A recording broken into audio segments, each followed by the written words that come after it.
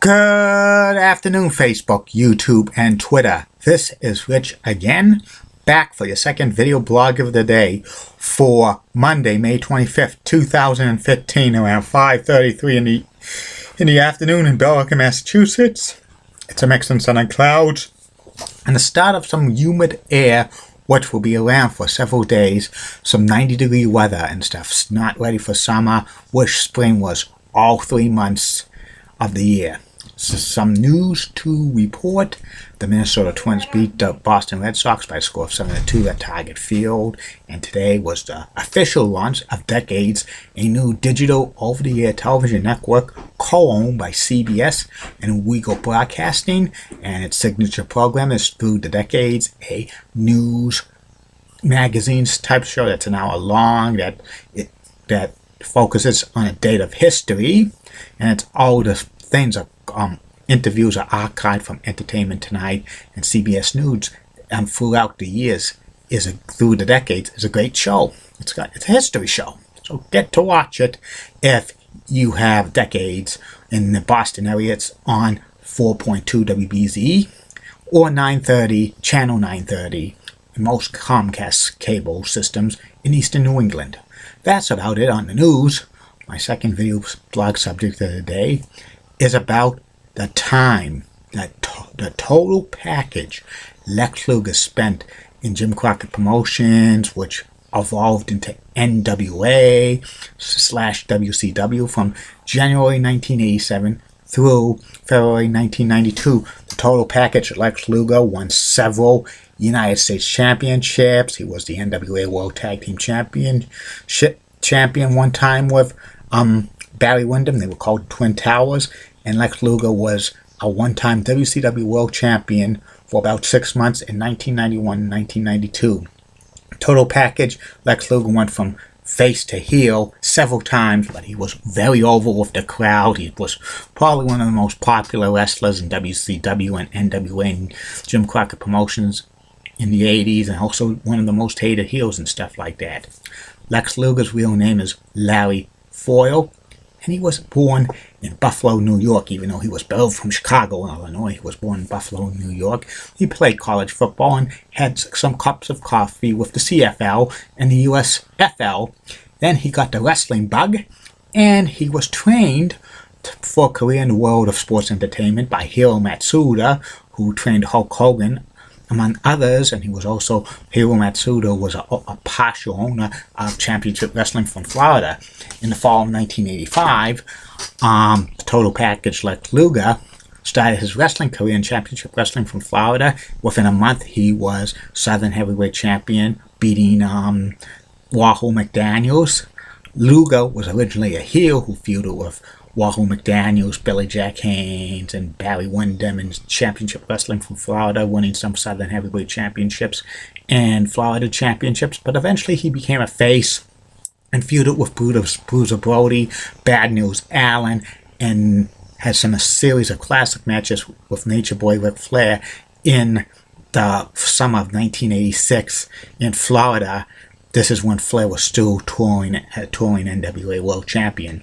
By the beginning of 1987, Jim Crockett Promotions was buying Florida, Championship Wrestling from Florida, and he plunked Lex Luger, the top star there. The first appearance that Lex Luger made on World Championship Wrestling, signature programming on TBS at the time. He had an interview with Tony Schiavone and David Crockett, and in that interview, Lex Luger wanted to become a horseman. At the time, there were only 4 horsemen. They were NWA World Champion Nature Boy Ric Flair, the Enforcer Arn Anderson, Ole Anderson, and at the time, NWA World Television Champion Tully Blanchard. They were managed by J.J. Dillon, the mastermind of the 4 horsemen. They couldn't be 5 horsemen, so they had to kick one. They would have to eliminate one. J.J. Dillon eventually managed Lex Luger. He became an associate member of the Horsemen, and he had the torture rack, the backbreaker, which was a devastating move. Eventually, Ole Anderson was booted out of the 4 Horsemen because he missed a couple of scheduled meetings with the 4 Horsemen, the storyline, because he had to see his son wrestle for the state high school championships. That was the storyline, but I think backstage, Ole Anderson wanted to focus more on the booking end of like Jim Crockett Promotions because he was on the booking team. Then Lex Luger becomes a member of the Four Horsemen from March of 1987 through December of 1987. He was a great member of the Four Horsemen, an over heel. He had the finishing move, the torture rack, the backbreaker. He teamed with Tully Blanchard for the 1987 Jim Crockett Senior Memorial Tag Team Championship Tournament, the Crockett Cup in Baltimore, Maryland. Blanchard and Luger made it to the finals to face off against Superpowers, which was the American Dream, Dusty Rhodes, and the Russian Nightmare, Nikita Koloff. Koloff and Rhodes won, and this was a very important match because it was the first wrestling appearance by Magnum TA since his near-fatal car accident in October of 1986. Fans cheered for the Superpowers. Then Luger gets into a feud with Nikita Koloff over the United States Championship. They have several great matches at house shows. At the Great American Bash Series in 1987, Luger beats Koloff in a steel cage match with help from J.J. Dillon to win the United States Championship in July of 1987. Luger held the NWA United States Championship for about 4 months into Starrcade 1987 when he faced off against the American Dream, Dusty Rhodes, who was also the head booker of Jim Crockett Promotions, or NWA, whatever you want to call it. In the build-up for this match, Dusty Rhodes needed the proper way to put on the sleeper hold, or what they called the Weaver lock, which was mastered by Johnny Weaver, who was a star in Mid-Atlantic Championship Wrestling back in the day. He was also the color commentator with Bob Cotto on NWA Pro Wrestling. This is how the Weaver walk was and stuff like that. Dusty was getting lessons by Johnny Weaver. That was just a build-up for the storyline. And it was in a steel cage match for the United States title, Starrcade 87, Luger and Dusty Rhodes. Stipulation: if Dusty Rhodes did not beat Lex Luger for the United States Championship, Dusty Rhodes would leave Jim Crockett Promotions NWA for about 120 days. But Dusty Rhodes won this match. He won because of a chair. J.J. Dillon was going to throw a chair for Lex Luger, but Dusty Rhodes intercepted it. Dusty Rhodes hits Lex Luger with the chair, pins him 1, 2, 3, and Dusty Rhodes is the new United States Championship. And Lex Luger's time with the Horsemen ended in December 1987 because of a bunkhouse stampede battle royal. The final 4 participants were Luger, Tully Blanchard, Arn Anderson, and J.J. Dillon. Anderson and Blanchard eliminated himself because they wanted JJ to win it. Luger was going to eliminate himself, but he turns on J.J. Dillon, throws him over the top rope. Luger wins the bunkhouse stampede battle royal. He resigns from the Horsemen. He attacks Blanchard and Anderson. The fans go nuts. Luger's a babyface, and he becomes quickly the #1 babyface of Jim Crockett Promotions, surpassing the American Dream, Dusty Rhodes, Steen, and the Road Warriors. He was so over. Then Luger teams with Barry Windham, his former rival in Championship Wrestling from Florida. They formed a tag team called Twin Towers. They become NWA World Tag Team Champions, beating Tully Blanchard and Arn Anderson at the first Clash of Champions in Greensboro, North Carolina in March of 1988. But they only had a 1-month title reign. Because on a tag team match, which was taped for World Championship Wrestling on TBS, it was Anderson and Blanchard with J.J. Dillon facing off against the Twin Towers. Windham and Luger. Most of the match, Windham was working alone. Luger took a bump off the rope, being attacked by the Horsemen. And then when J.J. Dillon was telling Barry he's not going to be there for you, we're building it up for teasing Barry Windham was going to join the Horsemen. And when Luger comes up and gets better, Barry tags him and delivers the superplex to him, turning on him. And then Blanchard pins Luger 1, 2, 1983. Tully Blanchard and Arn Anderson are the new World Tag Team Champions again. Barry Windham joins the Four Horsemen, and the fans boo like crazy. This probably would have set up a long Barry Windham versus Lex Luger feud, but they did not go that route at the time. They went with Lex Luger facing off against Nature Boy Ric Flair for the NWA World Championship, and this was a 7-month feud and stuff. Fans were wild about Lex Luger. He was so over and stuff. Very, very over. The head book of Jim Crockett Promotions, the American Dream, Dusty Rhodes, really wanted to put the NWA World Championship on Lex Luger. But Ric Flair, who was also the NWA World Champion, was on that exact same booking committee, and he vetoed the idea, saying, "I'm not putting Lex Luger over. I'm the only one that's going to take the NWA belt off me is Sting."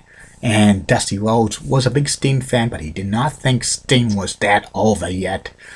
He really wanted to capitalize on Lex Luger's immensely popularity.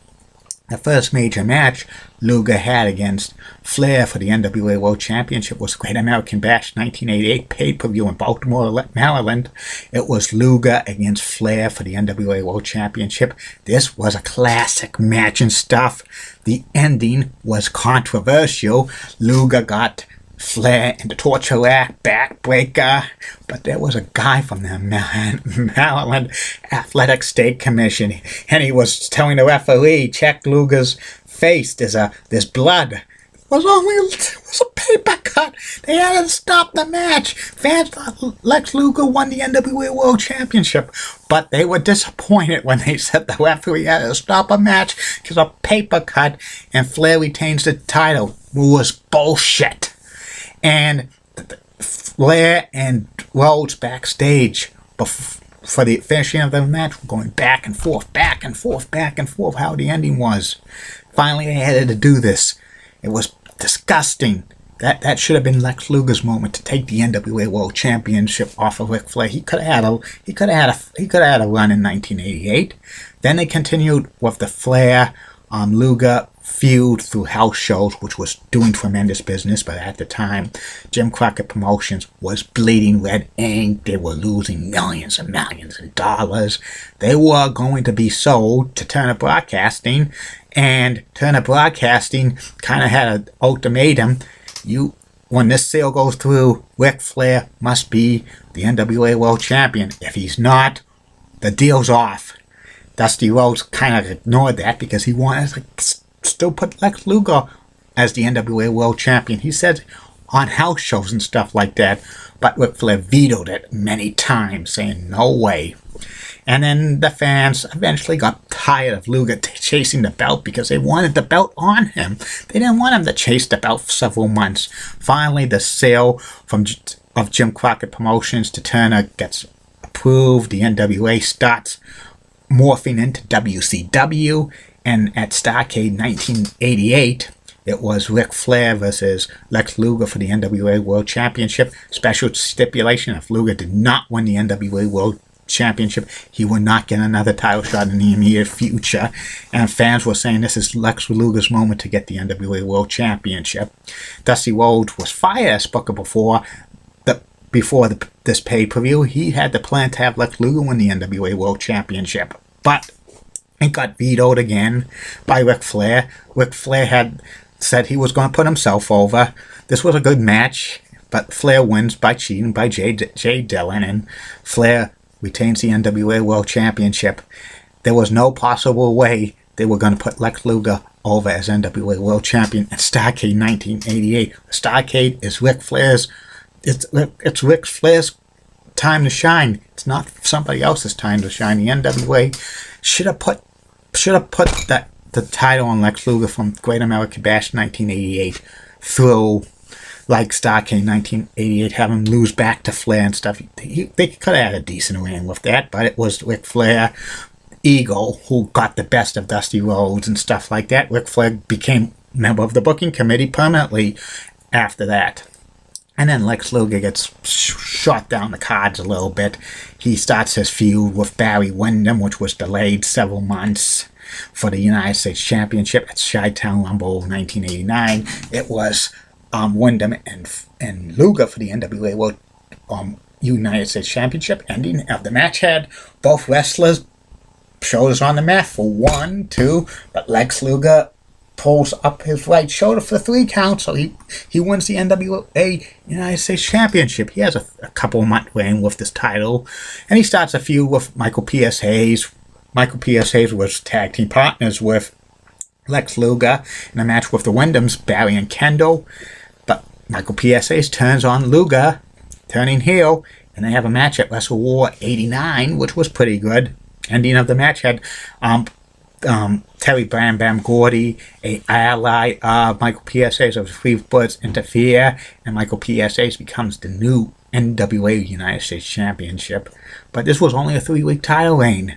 Lex Luger regains the title at a house show in Georgia.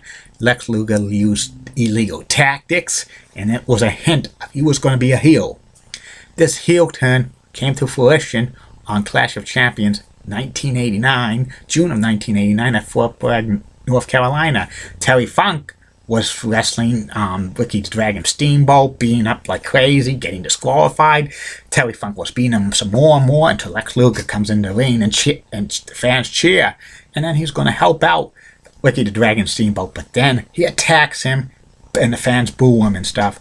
This was done because the NWA lacked major heels besides Terry Funk, because Ric Flair turned babyface at Wrestle War 89 and stuff, so they needed somebody to fill the heel role, so Lex Luger was picked.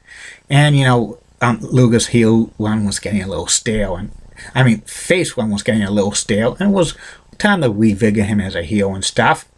He's still the United States champion.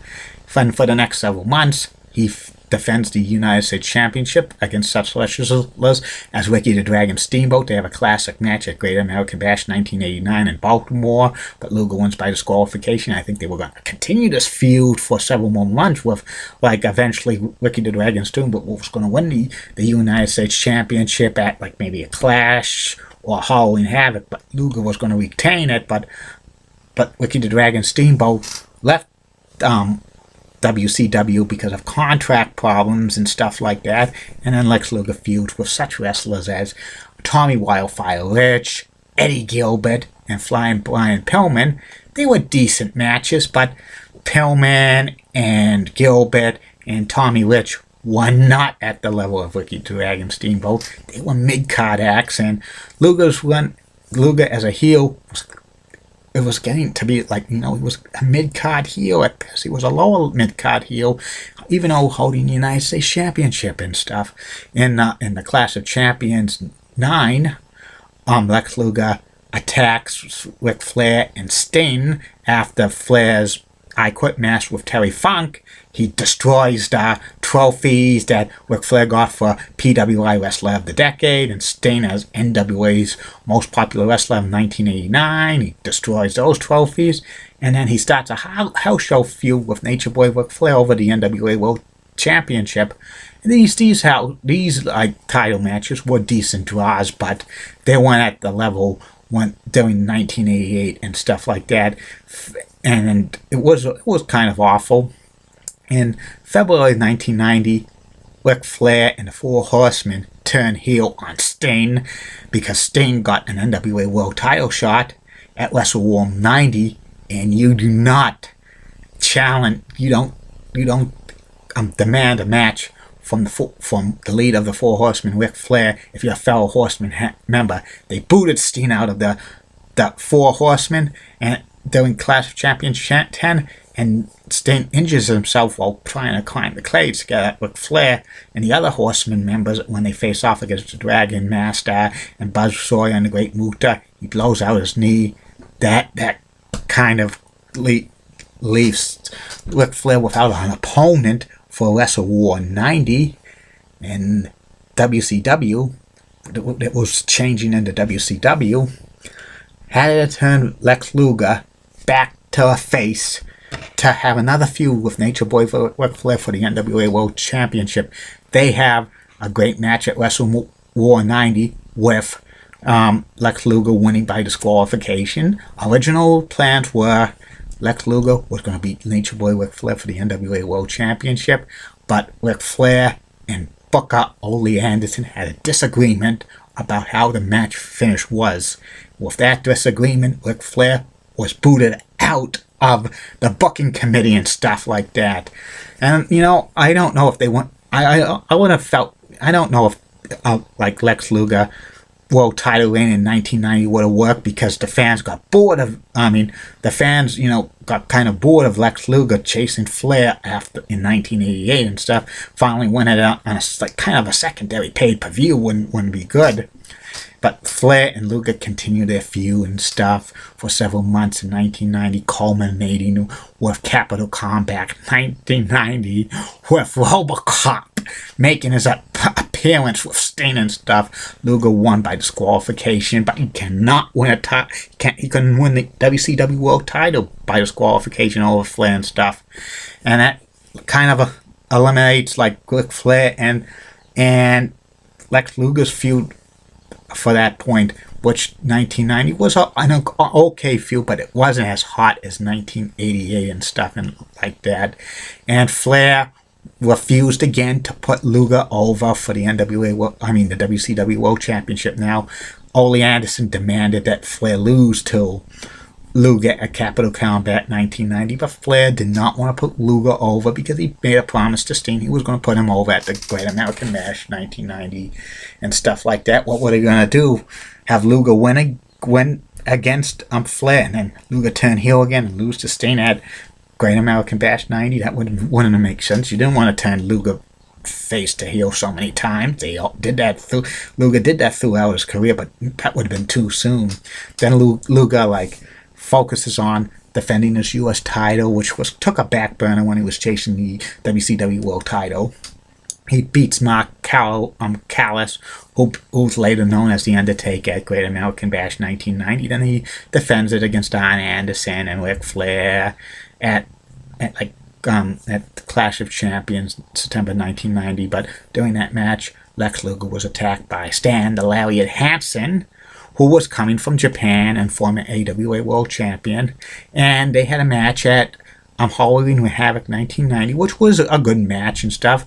It was a big brawl and stuff. Stan Hansen won the WCW United States Championship with interference by Dangerous Danny Spivey when Spivey threw the cowbell to Stan Hansen, knocking Lex Luger out for 1, 2, 3. Lex Luger held the United States Championship for close to 18 months, which was a record and stuff that's never been duplicated, no matter if it was NWA, WCW, or WWE, which now they own the United States Championship. Well, Luger continues his feud with Stan the Lariat Hansen. It culminates in a Bullwolf match at Starrcade 1990, which was a very classic match. Luger won it by the skin of his teeth because he was the first guy to touch the four corners. Both him and Hansen touched the four corners at the same time, but the referee said Luger touched it first and stuff, so Luger regains the United States Championship, and for the next several months, Luger continues his reign as United States Championship. He defends it against wrestlers like Mr. Hughes and Dan Spivey. He was in the midst of feuding with Nikita Koloff, who came back to WCW after a hiatus of 2 years, and Nikita Koloff turned heel after Nikita Koloff was going to present Lex Luger with a new United States Championship. Nikita Koloff attacked Luger, beats him up with the belt and stuff, and then they have a long feud during one edition of WCW Saturday Night. Nikita Koloff destroys the United States belt. This is kind of like Superstar Billy Graham style, with beating when Superstar came back to the WWE in 1982. He destroyed Bob Backlund's belt. This was like the equivalence of it and stuff like that. Jim Ross on commentary saying that's WCW property. That's WCW property. He's gonna get seriously fined for that. you gotta love some of the commentary by Jim Ross during WCW years and stuff like that. But there's no blow off to Lex Luger and Nikita Koloff feud, because at the first Super Bowl run, it was Lex Luger and Sting facing off against the Steiner Brothers for the WCW World Tag Team Championship. It was voted the match of the year 1991 by Pro Wrestling Illustrated, and towards the ending of the match, Nikita Koloff was going to come had the Russian chain. He was going to attack Luger, but Luger ducks out of the way and hits Sting instead, and that culminates with that feud, Nikita Koloff feud, being transferred to Sting, and Luger going on to face off against the Great Muta for the chance to become the #1 contender for the WCW World title. And this match happened at Clash of Champions, June 1991. Lex Luger won it, and he was scheduled to face off against Nature Boy Ric Flair for the WCW World title at Great American Bash 1991 in Baltimore, Maryland. And this time, Ric Flair agreed to put Lex Luger over as WCW World Championship. But on July 1st, 1991, Ric Flair and WCW parted ways. WCW fired Ric Flair because he, refusing like a new contract, which was going to be lesser pay and a reduced role and stuff. Ric Flair was actually told he was going to drop the WCW World title to Barry Windham at a taping that same day, which a worldwide taping. Flair just refused to do that, and then he takes the possession of the gold belt. He was still technically the NWA World Title Championship and stuff, and WCW tried to get the big gold belt with that, but Ric Flair said, "Who's ever gonna get it, I want my $25,000 plus interest," which the interest at that time would have equivalent to $36,000. WCW said, "Fuck you, Ric Flair. We're not going to get your belt. We'll make our own WCW belt." And then at the Great American Bash 1991, in a steel cage match, it was the top two contenders for the WCW World title. It was Barry Windham facing off against United States champion Lex Luger for the vacant WCW World title. This was the main event for probably one of the worst Great American Bash of all time and one of the worst pay-per-views of all time. There was hardly any build-up for this match, and also Barry Windham for the past year basically wasn't doing anything of note besides a member of the Four Horsemen and stuff. He wasn't featured too much. He was kind of a lot of times inactive. And this was a kind of an awful match and stuff. And like halfway through this match, 7-time NWA World Champion Harley Race and Mr. Hughes comes down to the ring. What are they coming down for the ring for? People assume they were going to help out Barry Windham beat Lex Luger for the championship, because Windham is a heel, and Race and Hughes are heels and stuff. But like Luger, but somehow Race tells something to Luger, and Mr. Hughes is distracting the referee, and then Luger attacks Barry Windham, gives him the pile driver, and beats him. 1, 2, 3. Lex Luger's the new WCW World Championship. Fans are still cheering Lex Luger, and Mr. Hughes and Harley Race are with him and stuff. The fans were confused and stuff like that. But this cements Luger's heel turn again, and he has to forfeit the United States Championship because the WCW World Champion cannot hold another title. The United States Championship's vacant, and then Lex Luger has like a 6-month reign as the WCW World Champion, and his title reign is like nothing special, nothing remarkable. He feuded with Barry Windham and several house shows.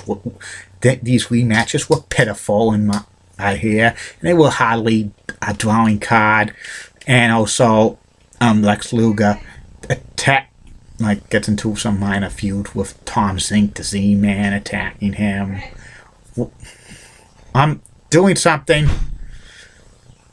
and he continues to at a good feud with Ron Simmons at Halloween Havoc, which it culminated at.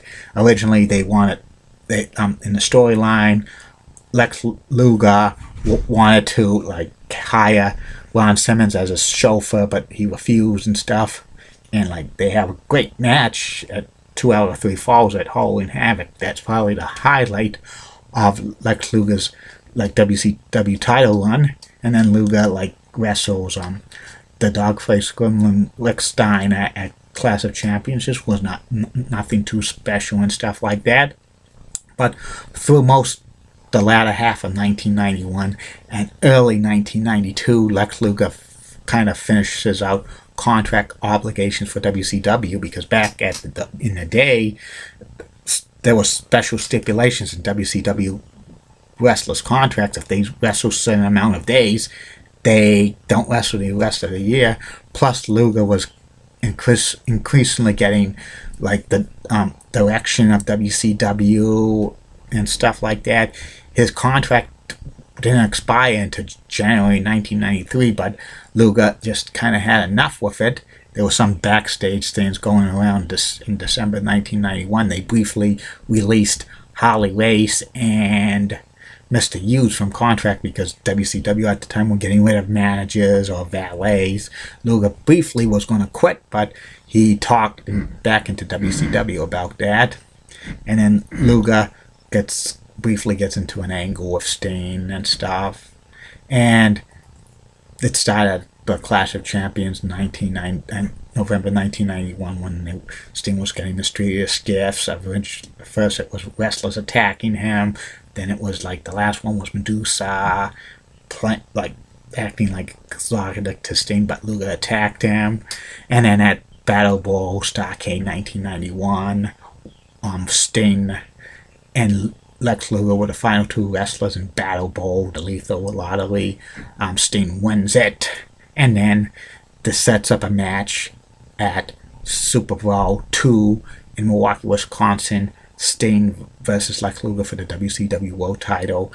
Luger does not wrestle too much for WCW in January and February 1992 because he had all of his contract obligations and stuff, and he was basically leaving WCW. And then Sting beats Luger at Super Bowl 2, and this ends Luger's five-year run in WCW. He basically sits out a year and makes some appearances for the World Bodybuilding Federation owned by Vince McMahon, because he could not go to WWE until January 1993 legally. And Luger's time in WCW and NWA and Jim Crockett Promotions from 1987 through 1992 was, I think, very great in my opinion. He was awesome there and stuff like that. Several times winning the United States Championship was great. I think Luger's the best United States champion of all time. He made that belt legitimate. It was the number 1 contenders and stuff like that. But with winning the world title, you only won it once from July 1991 through February 1992, and he had not a great title reign in my opinion. His contenders like Barry Windham, who was awful and stuff. Windham was basically had his best days behind him. Ron Simmons as a challenger, he was stepping it up, but he wasn't credible, and he also feuded with Rick Steiner, who was a tag team wrestler, but WCW needed something for Rick Steiner to do, because his brother Scott Steiner was on the shelf and stuff, and finally dropping the belt to Sting. It was an unremarkable WC title reign for Lex Luger and stuff like that. He should have really won the world title. I mean, the NWA world title at the Great American Bash 1988 and stuff, and having a 5-month title reign. He could have dropped it to Nature Boy Ric Flair at Starrcade in 1988, and the fans would have been happy and stuff. But so much backstage politics ruined that for them, and plus Lex Luger going from face to heel just got bored after a while, because you can't be changing wrestlers face to heel every 6 months, because eventually the fans are going to get bored with that and they're not going to care for the wrestler and stuff like that. And I think Lex Luger's time in WCW was great. I give it an A+ and stuff. But like the thing with Lex Luger being the NWA World Champion in July 1988, that should have happened and stuff. Several years later, when Luger was red hot in the WWE, especially after body slamming Yokozuna on the USS Intrepid, July 4th, 1993, he should have been given the WWE World title, SummerSlam 1993, but they wanted to push that off into WrestleMania 10, but the fans got tired of it after a while. See, there's mistakes. And that's about it on Lex Luger. Run in Jim Crockett Promotions, WCW, and NWA from 1987 through 1992. Third and final video blog of the night will be about Sports Time Ohio. Bye.